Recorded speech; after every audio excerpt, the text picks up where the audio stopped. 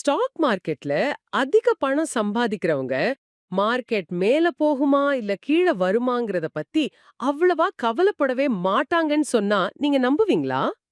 நிச்சயமா நம்ப மாட்டாங்க. ஏன்னா பொதுவா எல்லாரும் பண்றதே அதுதானே! ஆமா. கொஞ்சம் யோசிச்சு பாருங்க.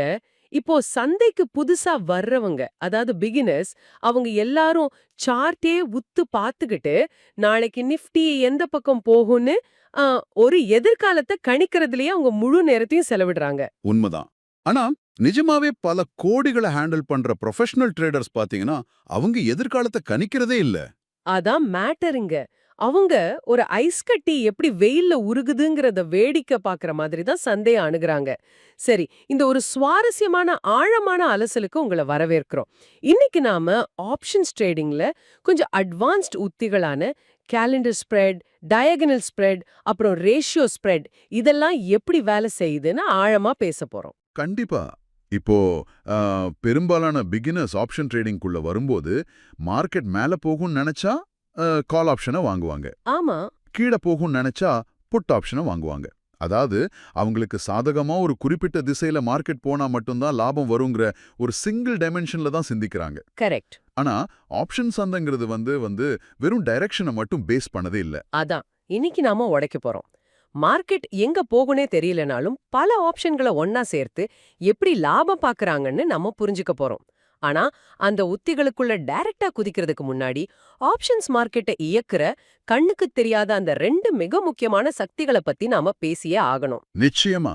ஒன்னு தீட்டா, மற்றொன்று ஐவின்னு சொல்லப்படுற இம்ப்ளாய்டு வாலட்டிலிட்டி.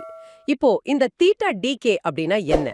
ஆப்ஷன் பிரீமியம்ங்கிறது வந்து வெறும் மார்க்கெட் பாயிண்ட்ஸால மட்டும் முடிவாகிறது இல்ல. அதுல கால நேரத்துக்கும் ஒரு விலை இருக்கு. இப்போ நீங்க ஒரு ஆப்ஷனை வாங்கியிருக்கீங்கன்னா, ஒவ்வொரு நாளும் தீட்டாவால அந்த ஆப்ஷனோட மதிப்பு கொஞ்சம் கொஞ்சமா கரைஞ்சுகிட்டே இருக்கும். ஓ, இதான் நீங்க முன்னாடி சொன்ன அந்த ஐஸ் கட்டி உதாரணம். அதேதான். ஆப்ஷன வாங்குறவர் வெயில்ல வச்ச ஒரு ஐஸ் கட்டிய தன் கையில வச்சிருக்காரு. அவரு மார்க்கெட் தான் நினைச்ச திசையில வேகமா போகும்னு வெயிட் பண்றாரு. ஆனா நேரம் போக போக அவர் கையில இருக்கிற ஐஸ் கட்டி கரைஞ்சுகிட்டே இருக்கு. கரெக்ட். அதே சமயம் ஆப்ஷனை விக்கிறவரு, அதாவது ஆப்ஷன் செல்லர், அவரு கீழ ஒரு பாத்திரத்தை வச்சு அந்த உருகி வர தண்ணிய சேகரிச்சு தான் லாபமா மாத்துறார். ஓஹோ. இத வந்து ஒரு நம்பர்ஸ் வச்சு சொன்னா இன்னும் தெளிவா புரியும். இப்ப நிஃப்டி 24,500ல இருக்குன்னு வச்சுப்போம். நீங்க அந்த ஸ்ட்ரைக் பிரைஸோட கால் ஆப்ஷனை ஒரு ரூ. 200 கொடுத்து வாங்குறீங்க. சரி. அடுத்த நாள் பாத்தீங்கன்னா மார்க்கெட் ஒரு பாயிண்ட் கூட மேல போகல, கீழேயும் வரல. அதே 24,500ல தான் நிக்குது. ஆனா அந்த ரூ. 200 மதிப்புள்ள பிரீமியம் அடுத்த நாள் ஒரு ரூ. 150 குறைஞ்சிருக்கும். அடா. ஆமா. மார்க்கெட் நகரலனாலும் ஒரு நாள் முடிஞ்சிருச்சு, எக்ஸ்பைரி நெருங்கிடுச்சுங்கிற காரணத்தினால மட்டுமே அந்த ரூ. 20 கரைஞ்சிருச்சு. ஆப்ஷன் செல்லர்ஸ் எந்த டைரக்ஷனையும் கணிக்காம இந்த உருகும் தண்ணிய நம்பி தான் லாபம் பார்க்கறாங்க. ஒரு நிமிஷம். இது நியாயமே இல்லைன்னு தோணுதே.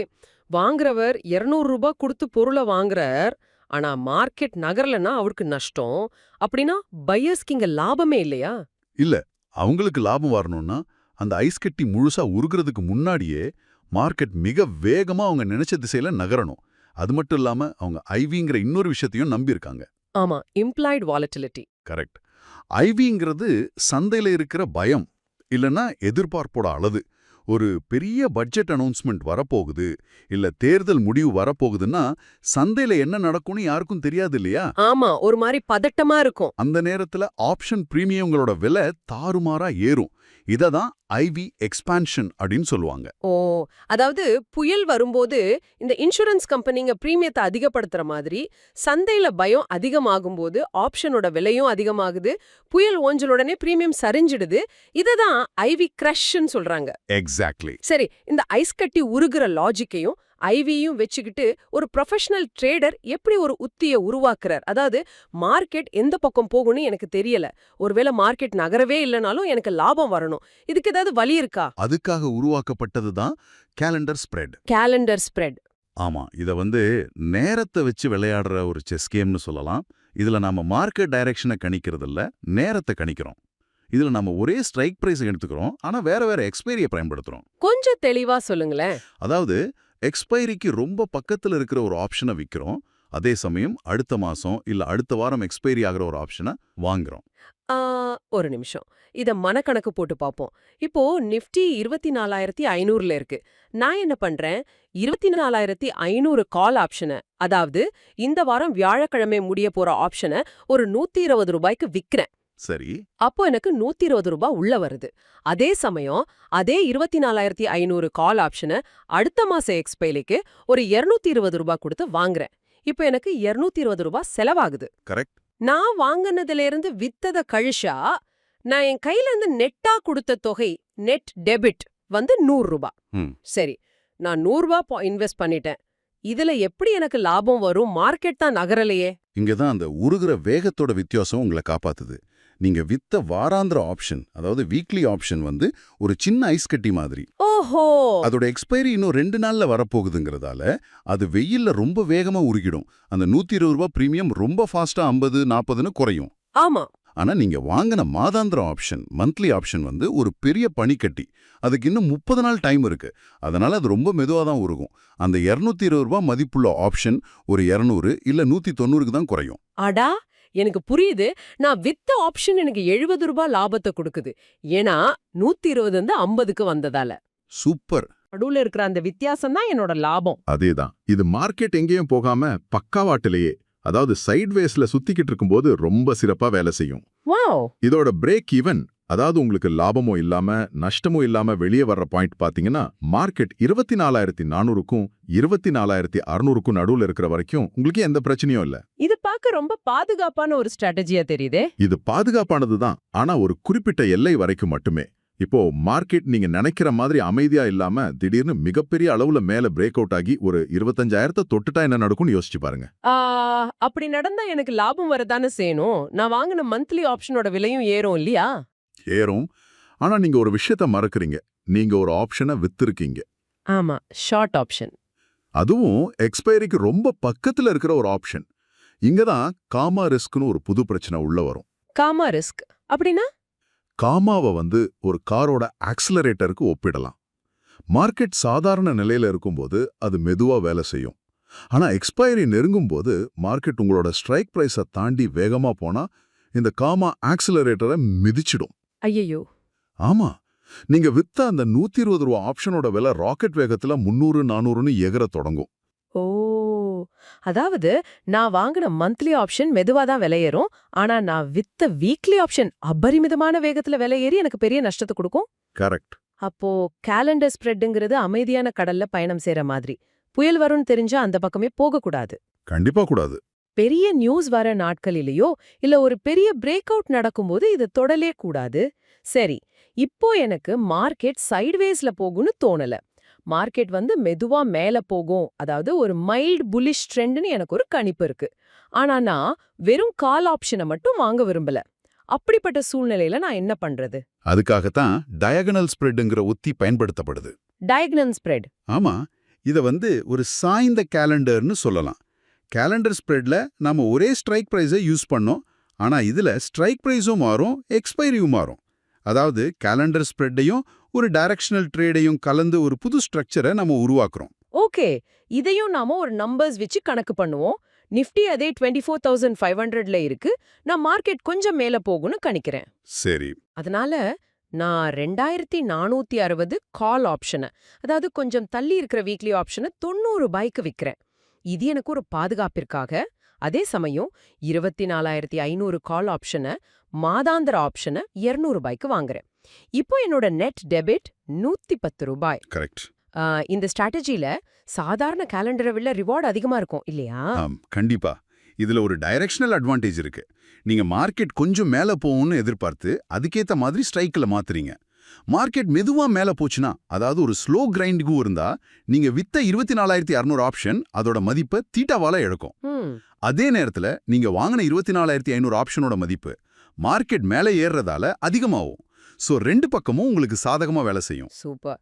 ஆனா இதுவும் ஒரு விதமான கணிப்பு தான் இல்லையா? மார்க்கெட் நான் நினைச்சதுக்கு நேர்மாறா ரொம்ப கடுமையா கீழே விழுந்தா என்ன நடக்கும்? மார்க்கெட் கடுமையா கீழே விழுந்தா நீங்க வாங்கின மந்த்லி ஆப்ஷனோட மதிப்பு வேகமா சரிய தொடங்கும். அது மட்டும் இல்லாம ஐவியும் குறைஞ்சிடுச்சுன்னா பிரீமியம் முழுவதுமா அடி வாங்கும். ஓஹோ.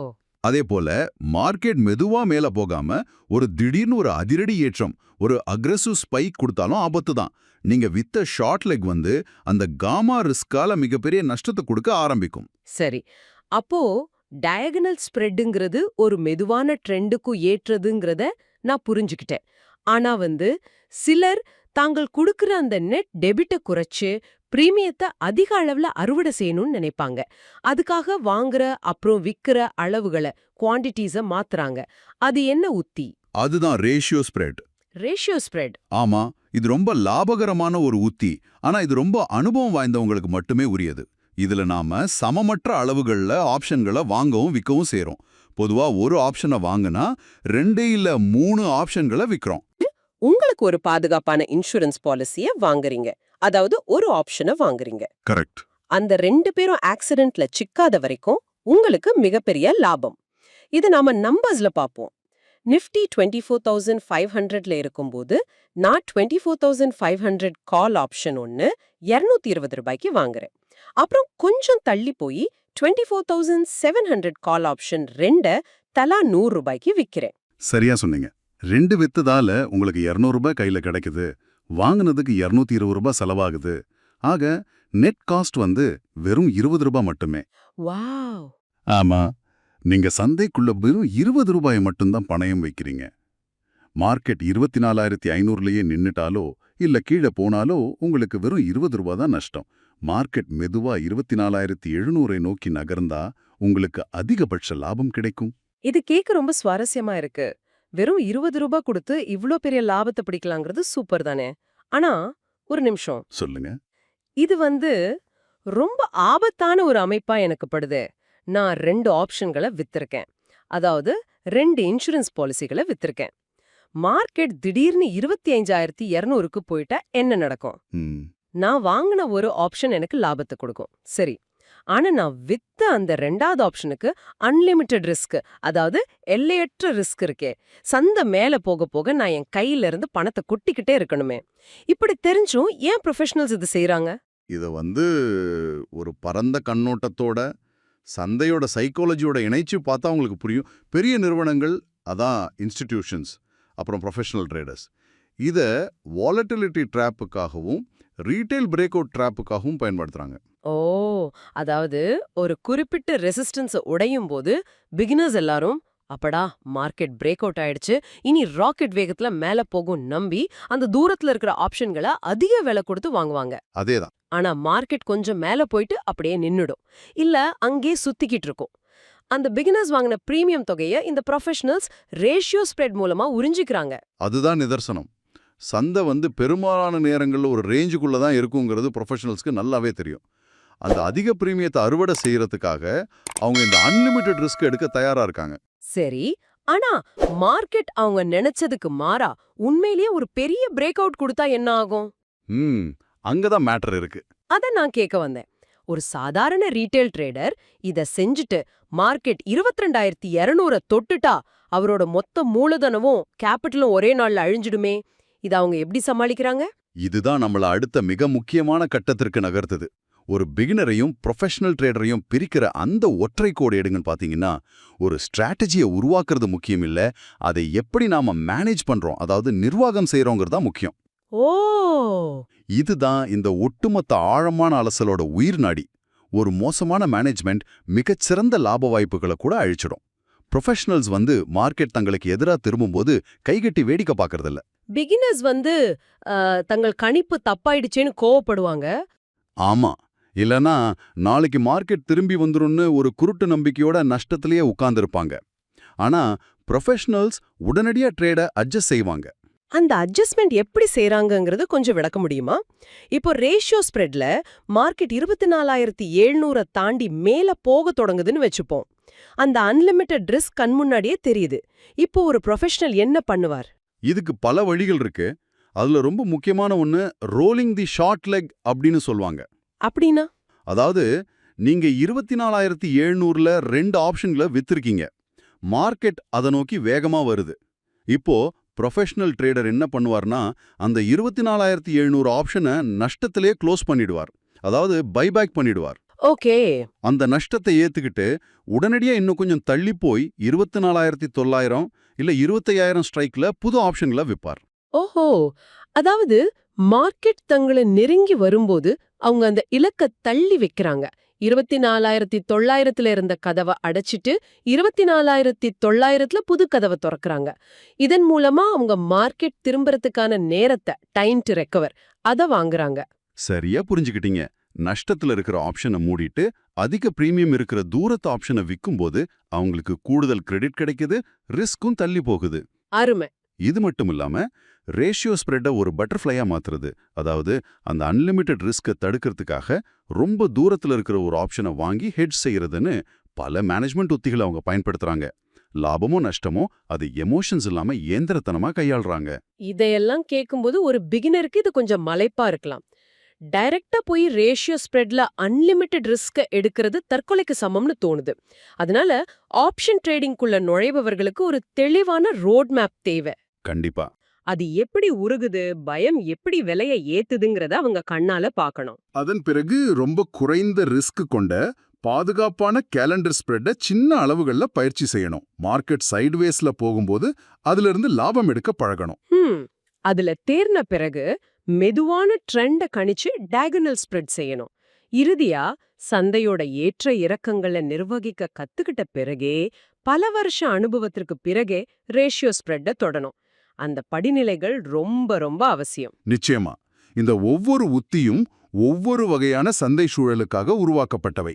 சூழ்நிலைக்கு தகுந்த ஆயுதத்தை தேர்ந்தெடுக்கிறவனே சிறந்த போர் வீரன். சூப்பர். சரி, நாம இப்போ இறுதி கட்டத்திற்கு வந்துட்டோம். இன்னைக்கு நாம 3 முக்கியமான அட்வான்ஸ்டு உத்திகளோட மெக்கானிசமை உடைச்சு பார்த்தோம். கேலண்டர் ஸ்ப்ரெட்டுங்கிறது நேரத்தை மட்டுமே வச்சு விளையாடுற உத்தி. டயகனல் ஸ்ப்ரெட்டுங்கிறது நேரத்தோட சேர்த்து ஒரு சின்ன திசையும் கணிக்கிற உத்தி. ரேஷியோ ஸ்ப்ரெட்டுங்கிறது பிரீமியத்தை அறுவடை செய்ய அளவுகளை மாத்துற உத்தி. கரெக்ட். இப்போ இந்த ஆழமான அலசலை நிறைவு செய்யறதுக்கு முன் உங்களை நோக்கி ஒரு ஆழமான கேள்வியை நான் முன்வைக்க விரும்புறேன். சற்று யோசிச்சு பாருங்க. நீங்க இவ்ளோ நாட்களா மார்க்கெட் எந்த பக்கம் போகும்னு எதிர்காலத்தை கணிக்க மட்டுமே உங்க முழு நேரத்தையும் செலவிட்டிருக்கீங்களா? நிஃப்டி மேல போகுமா, கீழே வருமானு யாராவது சொல்ல மாட்டாங்களான்னு தேடிக்கிட்டு இருக்கீங்களா?